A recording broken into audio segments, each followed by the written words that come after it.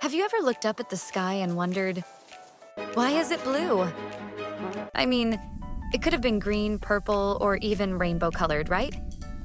But nope, it's blue. And the real reason why is even cooler than you might think. First, let's start with a little secret. The sunlight that reaches us isn't just yellow or white. It's actually made up of all the colors mixed together. If you could split sunlight apart, like with a prism, you'd see a full rainbow. Red, orange, yellow, green, blue, indigo, and violet. Now, light travels in waves, just like waves in the ocean. And guess what? Different Yeah. colors have different So wave kayo sizes. lava. Red light has long, stretched-out waves.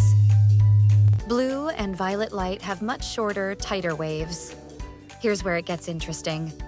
Our atmosphere, all the air around Earth, is full of tiny little gas molecules, like oxygen and nitrogen. And when sunlight hits these tiny molecules, it scatters. Like when you throw a handful of flour into the air. But, and this is the key, shorter waves scatter more than longer ones. And out of all the colors, blue light scatters the most in every direction. So when you look up, you're seeing blue light bouncing around from all over the sky, reaching your eyes more than any other color. That's why the sky looks blue. Now, you might be thinking, wait, you said violet scatters even more than blue. Shouldn't the sky look purple then? Excellent question. It turns out two things happen.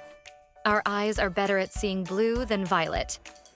Some of the violet light gets absorbed by the atmosphere before it even reaches us.